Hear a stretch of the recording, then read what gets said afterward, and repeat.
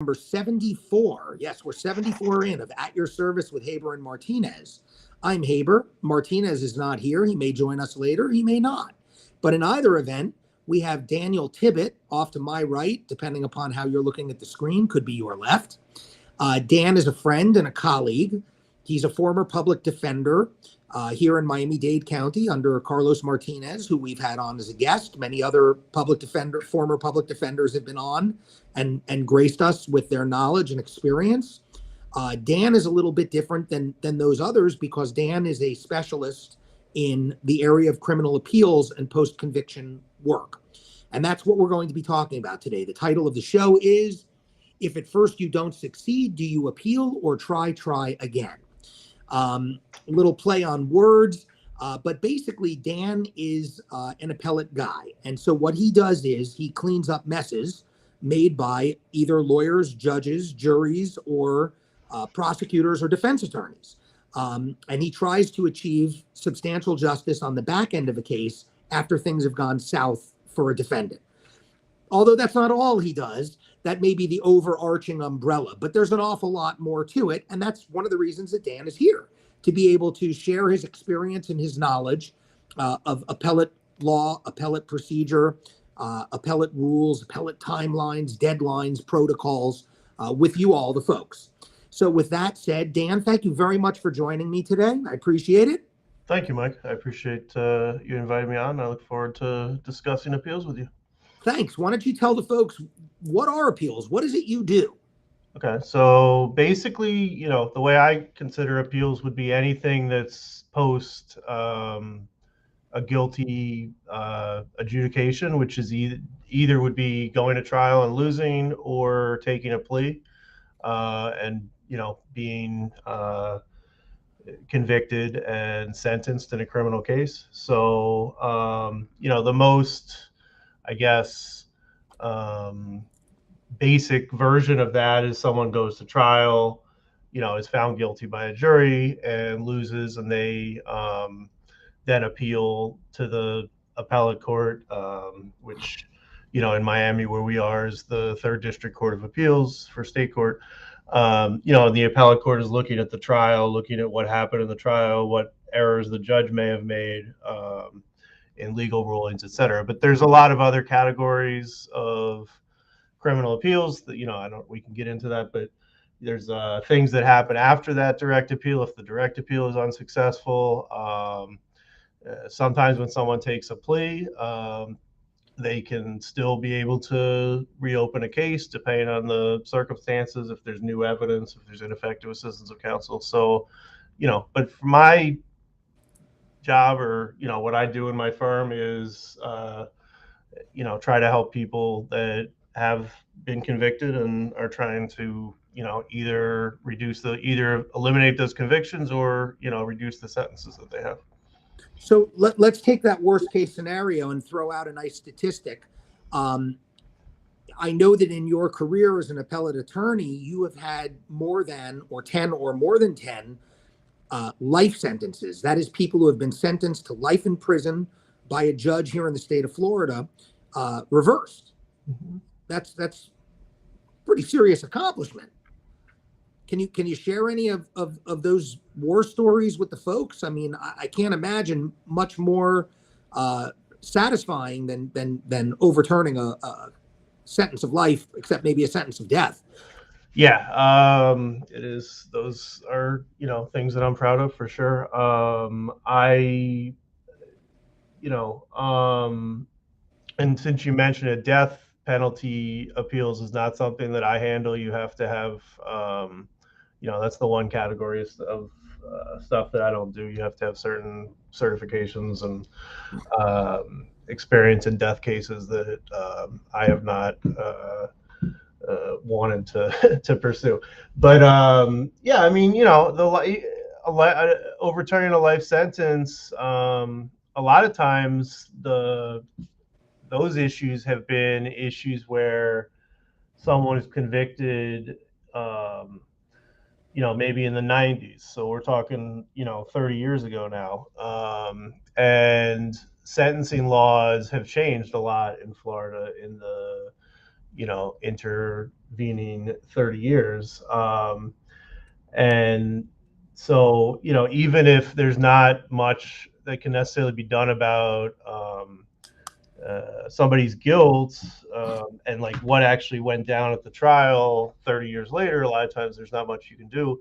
If there's a sentencing issue, those can be corrected at any time. So, I've had cases where, as Mike, as there's all these designations for habitual offenders, habitual violent offenders, all these Florida has all these designations to increase people's sentences. There's sentencing guidelines that used to put into place. I don't know if you were practicing when it had a maximum, but you probably were. But there was, there used to be a maximum sentence under the guidelines as well as a minimum. Now there's just a minimum and no maximum. So if a lot of times when people were sentenced on these old cases, it's looking at, what happened at the previous sentencing, what were the laws then, what are the laws now, what has changed, and what was potentially done incorrectly. So, but yeah, and then obviously, when you can find something that allows you to file a motion and ultimately, get somebody out and have somebody come into the office and sit down with me who I previously met, while in prison serving a life sentence, or wearing a jumpsuit. That's a very special moment for me. I can imagine. I don't relate so much to the appellate end because obviously I've never handled an appeal. Although I will say that at one time there was a judge who called me egotistical, but I think that he meant that I was appealing. So I know what it's like on the other end. When we're sitting at counsel table and we're defending a case, it really doesn't matter because the way I approach my litigation, as I assume you did back in the days when you were doing trial work, one man's misdemeanor is another man's murder charge. Every case where your criminal history, your liberty, your reputation, possibly your job, your family, your professional licensing is all at stake. They're all serious. But when it comes to what we call PBL felonies, and as you referred to them, people with special designations, when you beat those charges and you hear a jury, the clerk publish a verdict and the jury says, not guilty. It's just an unbelievably indescribable almost experience. So I can only imagine that it's got to be even so much more rewarding on the back end where somebody was either incorrectly found guilty because maybe a judge allowed in a piece of evidence they shouldn't have allowed in, or maybe a juror was impaneled that shouldn't have been impaneled. Any of a million things that could go wrong during the course of a trial that you have no control over, right? We call them free radicals. So what do you look for? How do you identify these types of issues and targets to hone in on and attack? Yeah, that's a good question. I would say that that's probably the most different part of the job, maybe from a trial lawyer, because I think the fundamental skill of someone like you is going into court and talking to a jury and connecting with people and showing your telling the story that you need to tell, to try to get the jury to do the right thing. Obviously, with an appeal, I don't have a jury. My audience is judges who are gonna generally read what I've written. Most of it's not even done orally. It's mostly done through writing. Maybe at the end you come in and argue. But the process, I guess, to begin with, is pretty much the same as what you're describing for your trial cases, in terms of it wouldn't be different depending on the charges. It's I have to get everything in a case. So if a case went to trial, there's going to be trial transcripts, right? So everything was transcribed. There's going to be what's called the record on appeal, which is all the exhibits that got introduced at a trial, any kind of evidence, whether it's photographs or crime scene report, it could be, any kind of physical evidence, all that. I basically get all these documents. I sit here in this office and, read everything. I mean, that's a lot of my job is reading. And, I think just because I've been doing it for enough time, and I've only done, that's all I've ever done is criminal. I did trials for a few years at the public defender's office, and then I've been in appeals. But for 20 years I've been doing criminal defense in Florida, so I think I know what to look for. And so I'm but you don't know until you go through with appeals, it could be some issue in jury selection that you're not going to know unless you read through and you read through all of the jury selection, and you take notes on what did this juror say, and was it proper for the prosecutor to strike that juror? Did they make the proper arguments to do that? So it's a lot of reading, and then it's research, because appeals, of course, are, the law is supposed to be consistent, right? And we're supposed to be able to follow what has, if a certain result happened when a defendant, say it's a confession, say it's a statement a defendant gives, and I had this situation recently, and the police basically told my client they brought him in to question him, and he was walking down the street with his girlfriend. They were both, I think, 17 at the time. Bring him into the police station. My client says he doesn't want to talk to the police. They keep talking to him. He says he doesn't want to talk again. He says it 3 times. Finally, they give up. They say, so he's invoked Miranda, as we would say it, right? And finally they go, but they say, okay, we're going to go talk to your girlfriend then. They go talk to his girlfriend. They leave him in the holding cell for an hour. Come back and then tell him, oh, your girlfriend said X, Y, and Z, you sure you don't want to talk to us? Now, the law is that once someone has invoked Miranda, once someone has said that they don't want to talk to the police when they're being questioned about, a criminal allegation, then the police are supposed to stop talking to them, not reinitiate conversations. But that law gets developed through cases and through judges writing opinions, explaining what happened in a prior case. So, like in this case I'm talking about, okay, you realize that that's an issue from reading the transcripts, but then you got to do the research. You got to find, well, where has a similar thing happened in the past, Supreme Court cases, Florida cases, etc. Then you got to put something in writing for the appeals judges in this case to look at. That's a lot of what I do is, I guess, reading, issue spotting, research, and writing. So you gave me an awful lot of material to question about here in that answer.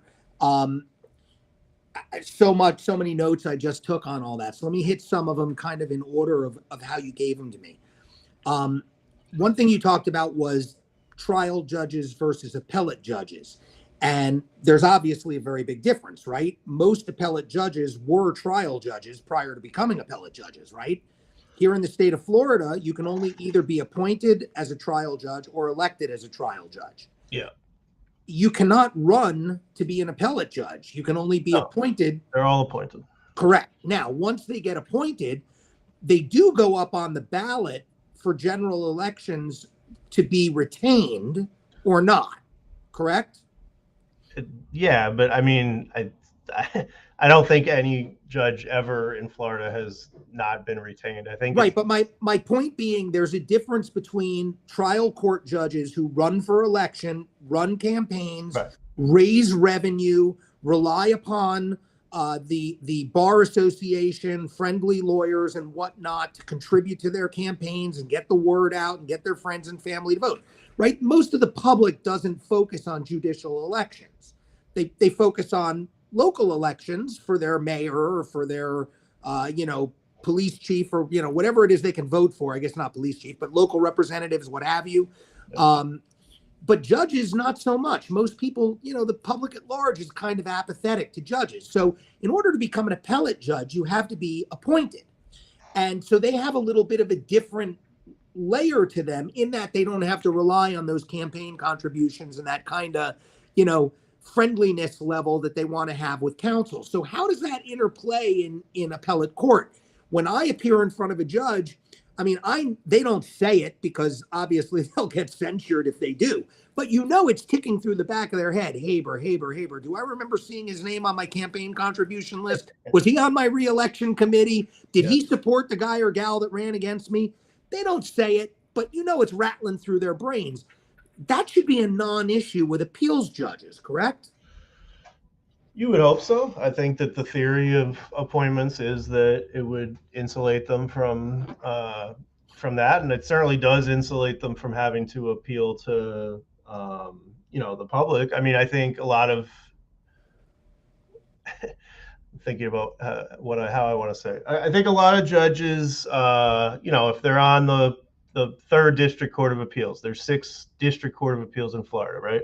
That's kind of the first level of appeals court. It's the level that's above the trial courts, the first place that appeals go to. Then there's the Florida Supreme Court that's above that. Then there's federal courts as well, and there's multiple levels of federal courts. So I think some judges maybe that are on the third district court of appeals or any of those district court of appeals would welcome the opportunity to be appointed to a higher court at some point or a federal court. So I think there's still political considerations at play potentially, but not the same ones. Right. Well, they're different, right? And you would think that those considerations, unlike trial judges, and I don't mean to disparage trial judges, but I'm just trying to highlight the difference. It would seem to me that those differences in the appellate level would make those judges want to do other things like write very intelligent, well-drafted, well thought out, well-reasoned, well-logicked opinions, because that's the type of thing that you would hope would get you bumped up to the Supreme Court or the federal judiciary. Yeah. I think that's true. And I think a lot of them do. And I think that certainly that's what their job is, as opposed to, a trial judge who has to be, in court every day dealing with 100 cases that are, just on his or her calendar every day that, obviously they have X number of, however many minutes are in the workday, divided by 100 versus an appellate court. They're going to have less cases on there, less cases get to that level. They do, they write opinions, and then the opinions are precedent. And, so if the same thing happens in another case down the road, then a lawyer looks at the opinion that was written and says, okay, well, this happened in the Jones v. State case, so therefore it should happen, in this case as well. So, they're writing opinions for that purpose, not just to settle whatever the dispute is between the two parties that are in front of them, but to, provide guidance for future, litigants. Stare decisis, right? Stare decisis, that's right. So another thing that you mentioned when you were talking about Miranda, and I know that wasn't necessarily reflective of your job and you were just making an illustration of a case, but I want to make a pro tip to the audience because you bring up a point that everybody needs to remember and we can't repeat it enough. You all have heard me use my modified acronym that Haber PA uses called #UpX2, meaning shut up and lawyer up, or invoke the fifth and invoke the sixth. You never have an obligation to speak to the police. You can, but if you do so at your own risk. But what Dan mentioned, and what I want to hammer home a little more than that is, only you can invoke Miranda for yourself. That is, you can say to the police, look, I'm invoking my rights. I don't want to talk to you without a lawyer present. And that's fine. And as Dan said, once you do that, the cops cannot legally come back and start to question you again. They cannot reinitiate conversation. However, you can. So it's on you to maintain your silence and to not reinitiate. Now, what constitutes reinitiation? That's, I guess, the subject of many an appeal. But the point is, you don't reinitiate. Once you up X2, continue to up X2 and don't double back on it. Good advice. Go ahead. I'm sorry. I didn't mean to cut you off. I said good advice. Yes, yeah. That is.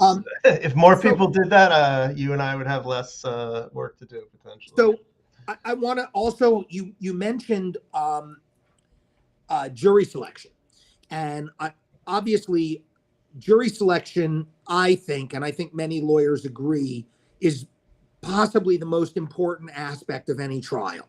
The worst case in the world can be sold to the right jury, and the best case in the world can be lost to the wrong jury. And the art of jury selection, and it is an art, is extremely important. But I would have to guess that a huge portion of appellate cases are dedicated to jury selection issues, because that makes or breaks most cases. Yeah, I think, okay, so, I think, first of all, I think you're right from a trial perspective. I didn't do a lot of trial work. I did it for a few years. And I think my skill set is, I'm in the right place. I'm glad I do appeals. But I do think that from a trial perspective, absolutely picking a jury that's the right jury for your case, that can hopefully, empathize with whatever defense you have and whatever client you have, and hopefully, react, be able to hold the state to their burden of proof is probably the most important thing, you can do as a trial lawyer, because those are the people that are going to ultimately, say guilty or not guilty for your client. But I mean, by the time I've come in, obviously, the client's already been found guilty. So what I'm looking for is more like, okay, so I think that the reason that jury selection is such a hot issue on appeals, and yes, you're right, I think a lot of cases do get reversed on jury selection errors, is that there's a lot of legal steps that the trial judges are required to go through in jury selection. So, as you know, Mike, for trials, you get a certain number of peremptory challenges, which is challenges that you can use for, essentially any reason you want. And then you get a certain number of cause challenges, which is challenges which are unlimited, but they're, for jurors that cannot be fair. They cannot, based on their answers, say that, they say that they cannot be fair and impartial in the case. So, all those cause challenges, potentially, if, the prosecutor wants to get rid of a juror and uses a cause challenge, and the defense attorney objects to it, and the judge allows them for a cause challenge, that they can't be fair. Well, if ultimately down the road, if you can argue in an appeals court, well, the juror never said anything that indicates that they can't be fair, that's something that you can get a case reversed on. If, with the peremptory challenges, although they can generally be used for any reason, they cannot be used for discriminatory reasons. So you cannot strike a juror because they're a woman, or because they're Black, or for some sort of discriminatory reason. So a lot of times in our system, you'll have a defendant who, you'll have a defendant who's Black. You'll have, the defense, all other things being equal, maybe wanting to have more Black people on the jury, maybe the prosecutor not wanting to have people that are from that potentially would think like the defendant, or have had the same life experiences as the defendant. If you can convince appellate court that the prosecutor exercised a challenge for a discriminatory reason, that's something that cases get reversed on. It happens pretty frequently. So these are all things that we look at. But yeah, I mean, there's just a lot of steps, and as a trial lawyer going through jury selection, there's a whole process that a judge is supposed to follow every time that a lawyer makes a challenge, tries to get rid of a juror. and there's, often there's like 60 jurors that are being questioned to end up with, 6 or 8 with alternates. So there's just a lot of opportunities for things to, potentially go wrong. So yeah, it's something I always look at carefully. So that kind of dovetails into two other points that I wanted to get to. And one is the need for trial counsel to not only be skilled and experienced in the art of jury selection in terms of figuring out who do you want as a general rule and who don't you want as a general rule, right? We have general ideas as we mature in the business to kind of have a sense for what's going to work and what's not going to work, knowing that there's no black and white line. There's always a lot of shades of gray. But the key to this, maybe more important than that, is the defense attorney knowing how and when and to what degree to make and to perfect objections. Yeah. Because what happens when the trial lawyer doesn't do his or her job and doesn't object, or doesn't renew objections, or doesn't preserve objections, or doesn't state the grounds for objections, or doesn't push the judge to be able to enunciate the why of the objection, right? A lot of times you have judges who say, all I want to hear from counsel is the word objection. Don't state the grounds. I don't care. I'm smart enough to figure it out. Right. Yeah. Well, I mean, as you know, I think the most frustrating thing for an appellate lawyer is if there was, an obvious issue, the prosecutor did something wrong or the judge did something wrong at the trial, but the defense attorney did not object to it. So the way that it works, for appeals, and I think the theory makes sense. And the theory is that an appeals court is not going to correct something unless, the trial court had an opportunity first to, correct it. So if a mistake is made, but the defense attorney doesn't object to it, then, the appeals, if you go into the appeals court and say, hey, such and such mistake was made, well, they're going to say, well, you didn't object, you being, the trial lawyer, and you really being the defendant, right, as represented by first the trial lawyer didn't object, and then the appellate lawyer is now trying to raise the issue. You didn't object back then, so we're not going to get involved now. So yeah, I mean, for the direct appeal, if it's not objected to, almost always it's a dead issue. It's not something that can be raised. Are there such fundamental things that even where the defense attorney screws up and doesn't make the objection, or makes the objection and then doesn't preserve it for whatever reason, are there things that are of such a fundamental nature that the appellate court will still deal with them even absent that? Or it's just you're screwed if your lawyer didn't do their job?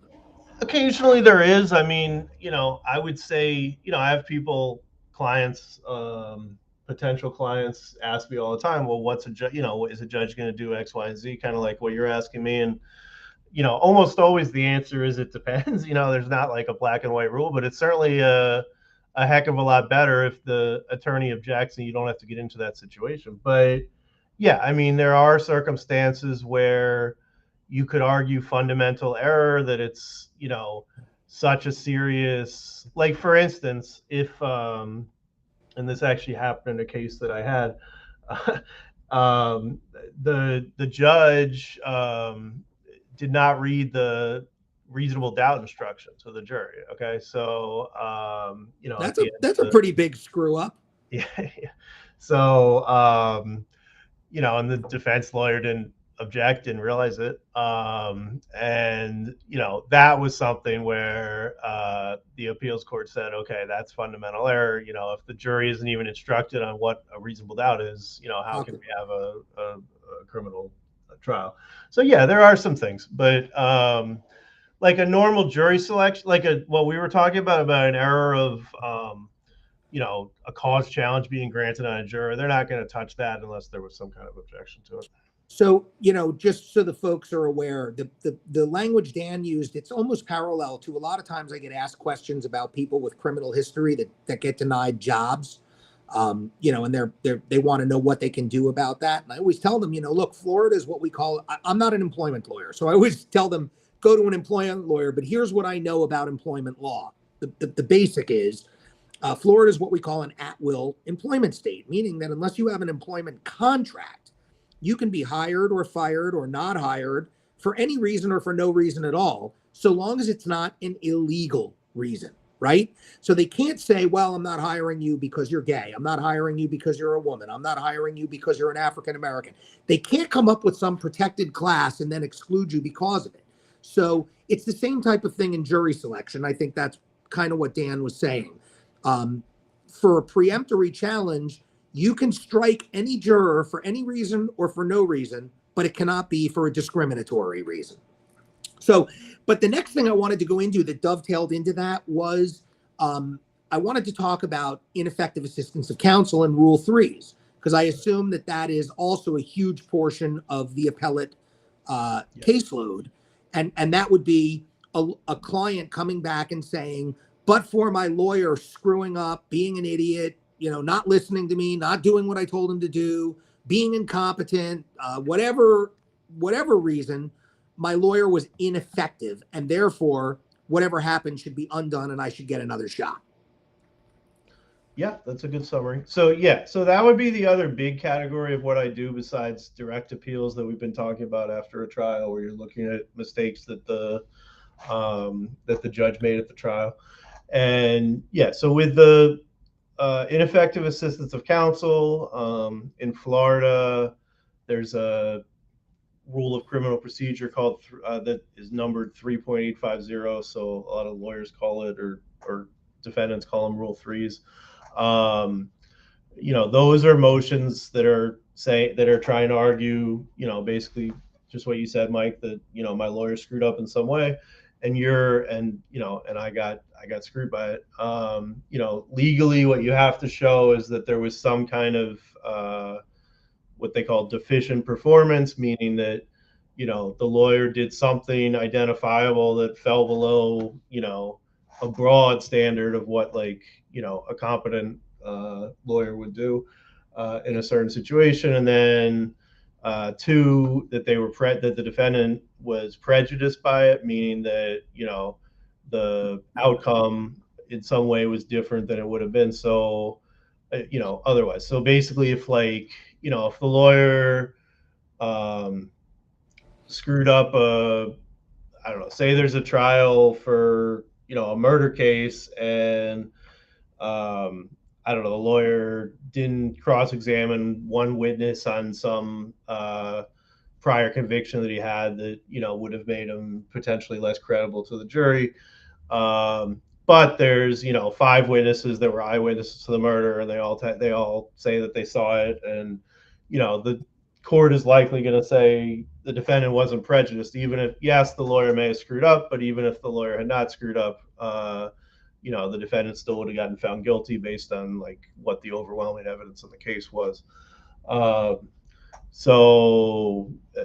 If you can show that both there was deficient performance and there was prejudice, then you're entitled to relief, because the Constitution, ultimately this comes from the 6th Amendment, guaranteeing all of us the right to not just a lawyer being a warm body sitting next to us, but to a lawyer being our advocate, being effective, fighting for us. So I mean, if unfortunately there's a few lawyers out there that there's been examples of lawyers falling asleep, and I mean, I have not had these cases, but I know that they have occurred where lawyers have fallen asleep in death penalty cases, for example, or I personally have seen a couple of judges fall asleep on the yeah, there you go.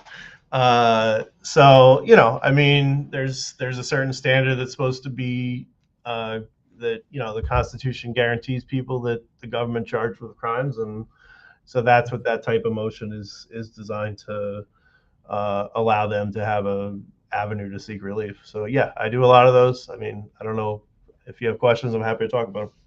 Well, I guess it just, I can highlight another little tidbit of appellate law that I've gleaned over the years, and that's the concept of what's called the harmless error, right, which is, I guess, what you're describing here. That's where the lawyer screws up. Maybe he doesn't, impeach that one witness about their prior conviction, but it's considered harmless because there's so much other evidence, it's overwhelming Yeah. that it wouldn't have changed the outcome of the case, even if he had, or at least it's not probable that it would have. Yep. Yeah. I So mean, that's the type of calculus that these appellate judges engage in. yeah. And in my opinion, okay, so for one thing, this Rule 3 motion is a little different. The 3.850 is not filed in the appellate court initially. It is filed in the trial court initially. Okay, so if So you file the motion with the same judge that heard the case. Yeah, if the judge is still, yes, I mean, if or whoever's in that lineal, whoever's in that division, but presumably the same judge. Often it is the same judge that heard the case, and I mean, in theory, that shouldn't be, it's not about the judge, it's about the lawyer. So, and maybe it's in theory can be a good thing because the judge, if the lawyer was ineffective, the judge that sat there would have the best, vantage point on that. But I think the reality is that when a case goes to trial in our system, it's a pretty rare event anyway, and no judges or prosecutors are eager to overturn trial results. So, which is ultimately what you're asking them to do if you're filing that type of motion. So you go in, I guess, knowing that that's kind of the mindset that you're going to have and to go up against. And luckily I've had some success with those types of motions. And so would it be fair to say that unless it's something just completely egregious on its face, you're basically only jumping through the procedural hoop that you need to jump through by filing it and having the trial judge deny it so that you can then take it up to the appeals court? No, I don't think that I would say that because I have had cases that have been granted by the trial judges. So, I mean, it's, I think when I go into any of the, just like if you probably go into a trial that, if someone was to look at it and all they've read is the arrest form or whatever, they're going to think, oh, well, you're screwed, like your client's screwed, like, look,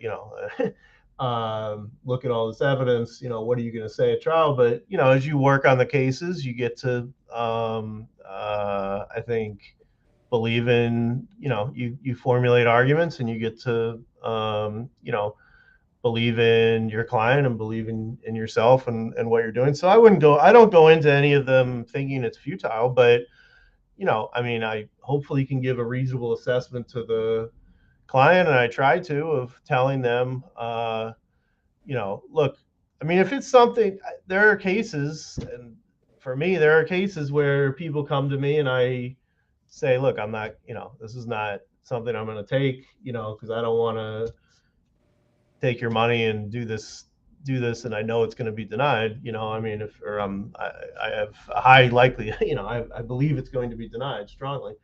So I'm going to do it. I think there's something to argue, but I'm certainly always going into it with the mindset that, yeah, if the judge doesn't do what I believe is right, the trial judge, then, I'm going to make sure that I've tried to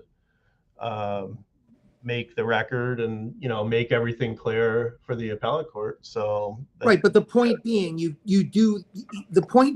have a parachute there, right? You file your motion with the trial judge saying, Judge, there was an error. The defense attorney screwed up in this case. My client needs a new trial.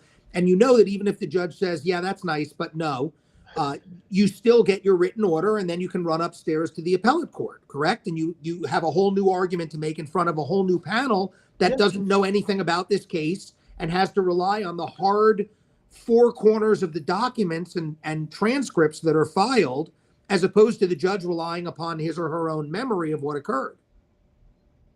Yeah, that's true. I mean, so, I guess another category is a little different than what we were talking about, but another category of post-conviction motions that are filed after the that direct appeal, that initial appeal is done, are motions that are based on new evidence, and I've newly discovered evidence, and I've done a lot of those. There's a limitation in Florida, and in the feds as well, in a lot of places. There's a limitation on time frame of when you can file. For instance, what we've been talking about, the ineffective assistance of counsel, you got to raise that in Florida within 2 years. In the feds, it's actually 1 year. Those are hard jurisdictional deadlines. If you're past them, you're pretty much out of luck. The newly discovered evidence is like an exception or another way to get back into court, and it's usually based on some witness coming in and saying, which especially in state prosecutions, because I don't know if especially in state, I just maybe have done more of them in state prosecutions, but a lot of state prosecutions are for serious crimes are reliant on testimony from other suspects or people that have gotten some kind of deal. Just, you can use the word, Dan. It's okay. You can say it. Yeah, I mean, we would call them snitches, right? Right, there you go. There's a lot of that, and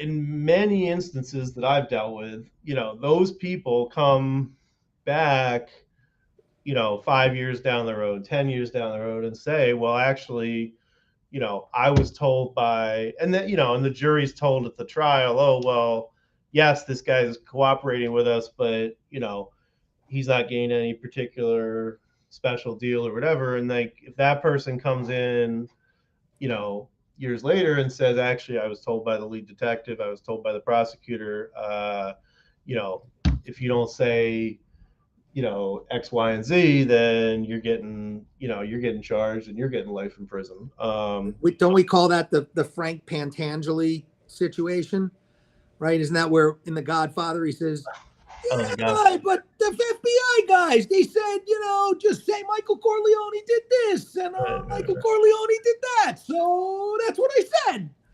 Yeah. But I mean, I don't know, man. I've heard it from enough people that, I don't think it's all BS, that there's, commonly issues with that testimony. And if the state needed that testimony in the first place to get a conviction, that would indicate that the case, was not maybe all that strong to begin with. So, anyway, with those cases, you get what you're supposed to get is an evidentiary hearing where this witness who's either recanted or sometimes it's a new witness that never even testified before, who, says they saw the crime, but they were too scared to come in before. You're supposed to get an evidentiary hearing where that person will come in and testify, and the judge can evaluate. Now, is this being done in front of the trial judge after the fact? Again, that would be filed in the trial court. Now, a lot of times those are, say they're 10 years down the road, the chances that the same judge is in that division are a lot lower than 2 years down the road. So, but still, it's done at the trial level. It's done at the trial level, yes. So, I mean, in those, I guess I thought of this because you're asking about then what happens with the, what are you doing with the appeals? And I mean, with those, it seems to me that a lot of the trial judges, the case law is pretty favorable for the defense with those, that they're supposed to give you at least an evidentiary hearing, at least give you an opportunity to bring the person in and let the judge hear from them. When those get denied without a hearing, they get reversed pretty commonly. Now, if you win that on appeal, what you're winning is just the opportunity to go back and have a hearing, not necessarily to immediately get your client out of custody. But everything helps. I mean, one thing I would say is that as an appeals lawyer, any individual, sometimes you have a great issue, you feel like you're definitely, this is a slam dunk, but that's not that common. I mean, a lot of times there's degrees of likelihood you're gonna be successful, and you're going to a judge who probably is not, jumping at the bit to let somebody who was convicted of a felony out. But because there's various layers of appeals, I mean, then we haven't even gotten into, there's a possibility of going into federal court and stuff too. There's a lot of opportunity to negotiate also. So I would say that, that's one thing that I've often had some success with is, just by getting a case back into court that otherwise was closed, where somebody's serving, say, a 30-year sentence, no one's even looking at it, the case is over. If there's something, not that you'd file something frivolous, but if there's something legitimate to file and you can get back into court, well, now a prosecutor has to deal with it. A judge has to deal with it, and it's another case. And, sometimes you get the right person and you have the right client and the right pitch. Sometimes you can work something out too, so that's something. So collateral benefit, potentially. Potentially, I suppose. I mean, so you and I did a case together. I had a client who had a very serious RICO / racketeering case, and he was a man of means, and which was very good because the case was extremely complicated. We knew it was going to take 7-8 days to try, and that we would have the potential for all sorts of appellate issues. And the client agreed to bring you on to sit at the trial table and actually, although you didn't examine any witnesses, you were there in the capacity of serving as an appellate advisor. And any legal arguments that needed to be made with regards to jury selection, with regards to any objections during the course of the trial, with regards to admissibility of evidence, with regards to ultimately sentencing, you were there to handle. And so I considered that to be like proactive defense. I mean, this guy was really very smart at doing that. And just as a postscriptum to that, he had 8 counts, right? We got 5 not guilties and 3 guilties. The state wanted this guy to serve a bajillion years in prison, and we were successfully able to get the bottom of the guidelines from the judge as a sentence. He went and filed a Rule 3 subsequently.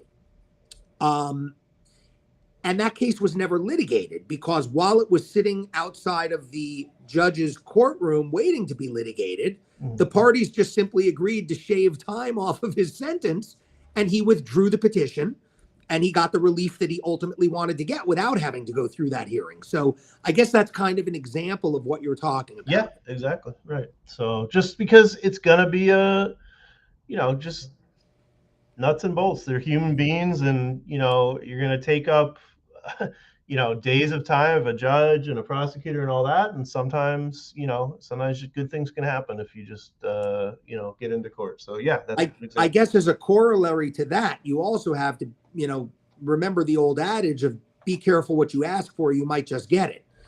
So when you take a plea and you move to withdraw that plea, or, you wind up back in front of the judge facing those charges, and now you got a prosecutor and a judge who are dealing with a case that they had closed and off their audit. You may be poking the bear. Tell me, what's the difference? And I know there is a difference. So just briefly, we were talking about Rule 3s and how you have to file them in front of the judge, and you're basically asking the judge to reconsider a prior ruling that the judge made during the course of the trial, right? Well, no, not exactly, because you're not asking, by definition, if it's that the lawyer was ineffective, right? It's that the lawyer didn't do something they should have done in the trial. So, if it was, so basically the judge never had an opportunity in the first place to rule on it. If the lawyer should have, objected to hearsay or whatever, and then the hearsay came in and it was hearsay, and if, you can go to the judge and say, look, judge, you're a very smart person. You would have done exactly the right thing. If you had only had the objection be made to you, you absolutely would have, sustained it, and this hearsay never would have come in. But it's not your fault. It's, the lawyer's fault for not bringing it to your attention. So, you're not necessarily asking them to reconsider their own rulings, but you are asking them to ultimately, reopen a case that they already, went to trial and went through the whole process on. So, but there is such a thing called a motion for reconsideration, right? Yeah. So I mean, if you get a like adverse ruling on I mean, I guess there's a motion for rehearing, which would be, if you get a final ruling on any motion, really, any kind of dispositive motion, then you can move for rehearing and ask the judge to reconsider it if that's what But like, for example, let's say you come back guilty, the judge sentences you to X. You can file a motion for reconsideration or for, to readdress the sentencing prior to doing a formal appeal, correct? I don't know. I know there's a motion. I think there, yeah, probably you can. I don't know how likely it is that I don't know how commonly those are granted. I mean, there's certainly what's called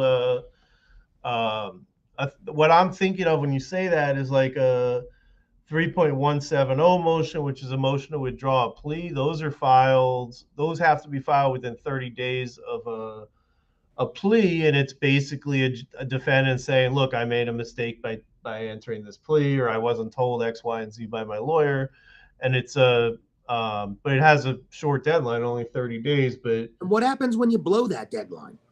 well, then you can't file it. I mean, that's a jurisdictional deadline too, so you'd be screwed as far as that. But you can always file if you're within the 2 years. I mean, it all gets complicated, right? But So if that's you're within but the that's 2 years, this is why you need an appellate lawyer. But if you're within the 2 years, then you can file the 3.850 motion, which is saying that you had ineffective assistance of counsel in terms of the advice to take that plea, and potentially get back into court that way. So that's another pro tip that I want to throw out there. I mean, we can't go through and list all of the hard deadlines out there, but understand that the rules of appellate procedure are very precise, and there are hard deadlines, and there are very strict requirements. I mean, even I don't know this to be fact. I've heard this. They even regulate the number of words or spacing that you have to use on a page when you submit stuff. I mean, there are just a lot of very specificity required with regards to appellate law practice.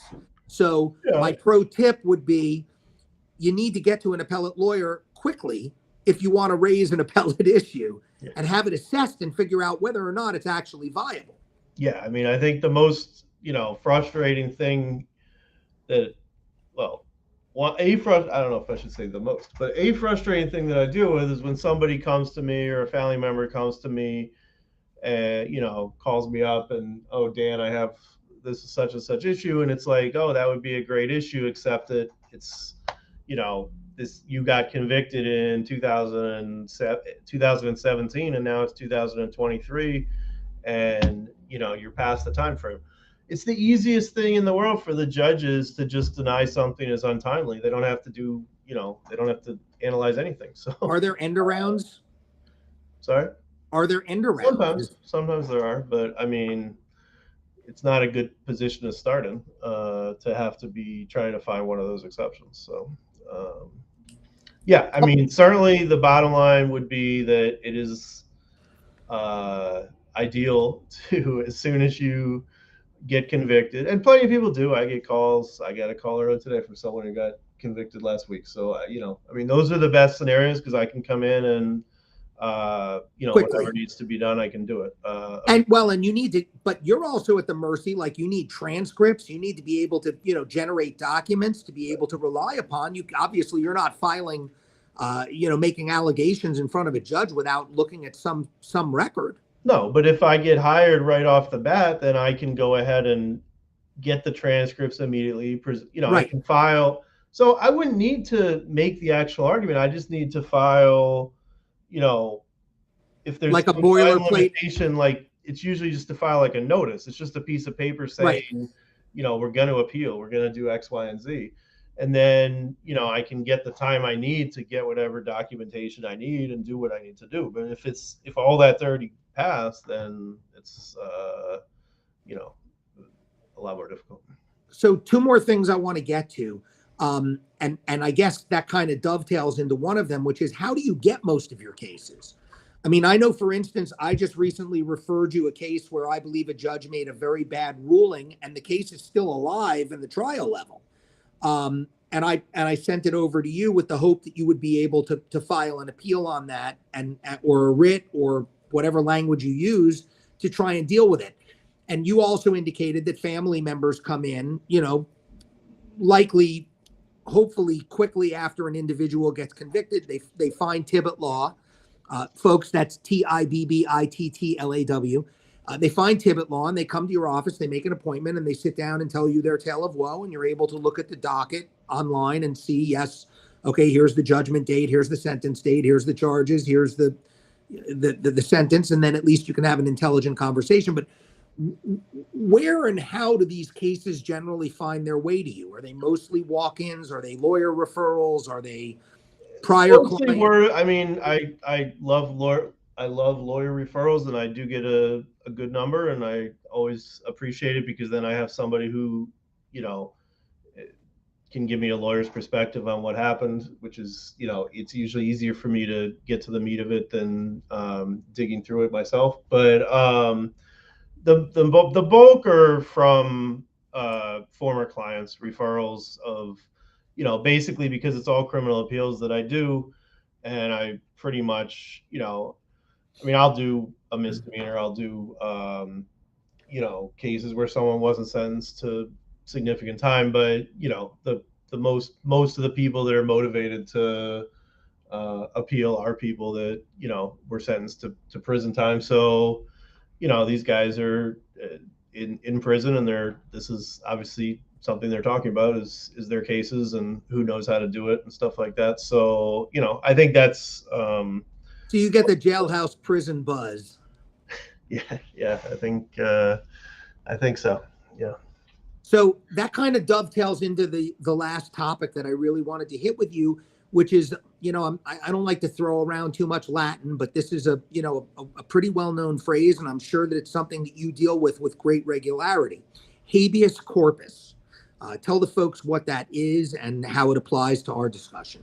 Okay, so habeas corpus literally is Latin for "you have the body," and it's a writ which I guess of all, I'm not a historian, but basically, I think from English common law, where American law came from, where, it was a availability to be able to go to like the king or whoever was jailing people and say, you have the body, justify that. And, that was the writ of habeas corpus. So,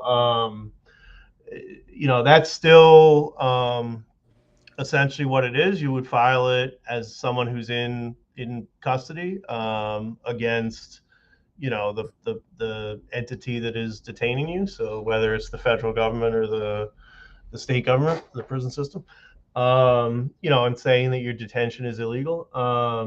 Most of it has been so that writ is available to everybody, but it can be codified and limited. Most of it in Florida has been limited through the 3.850, the rule that I talked about. So yes, you can challenge your conviction, but you got to do it within 2 years. You got to do it under these certain limitations, et cetera.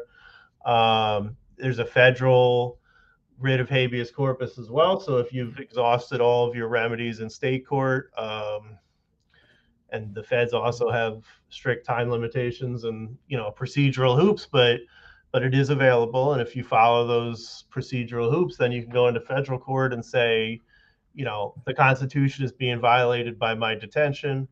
The state courts won't do anything about it. You, federal court, you're here to enforce the Constitution. You got to tell the state system to release me because they're not following it. So, I guess that's kind of a nutshell of what it is.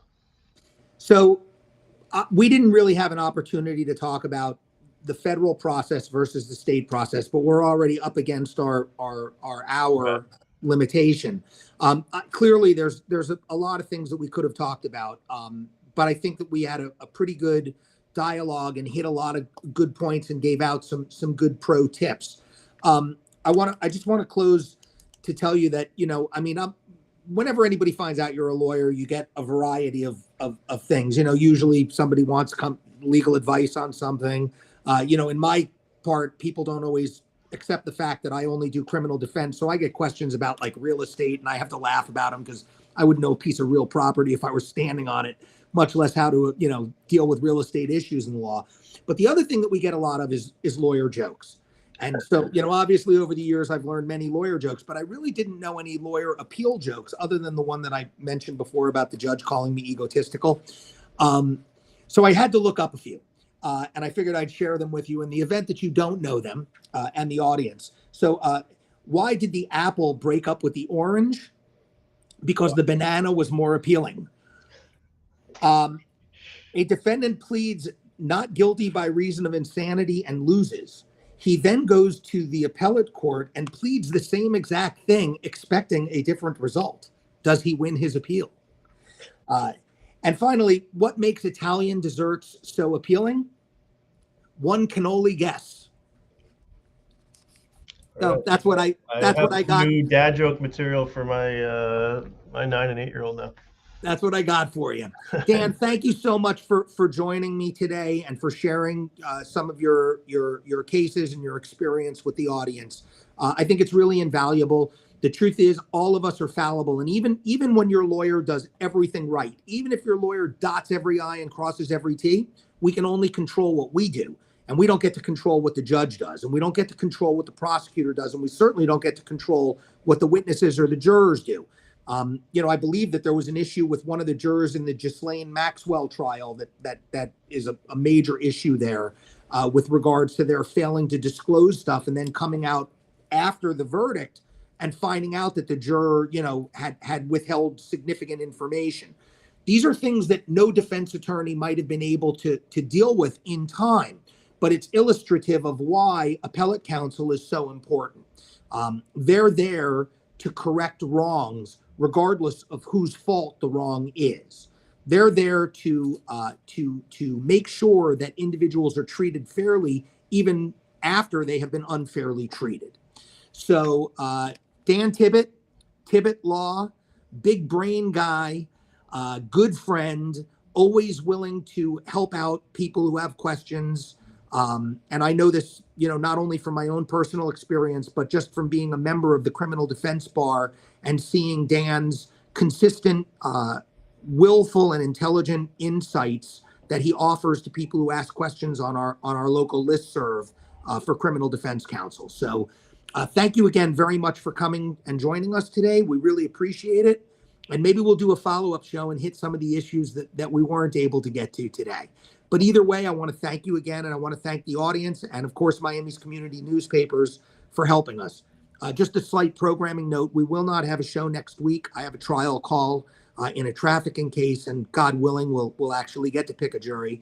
And hopefully it'll be a nice, clean case, and we won't need Dan to come in with his OREC 12-pound and fix everything that's been messed up in the process.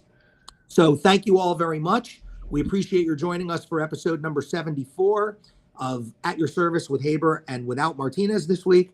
And we'll look forward to seeing you for episode number 75 in a week or two. Thank you, Mike. I appreciate it. Thank you again, Dan.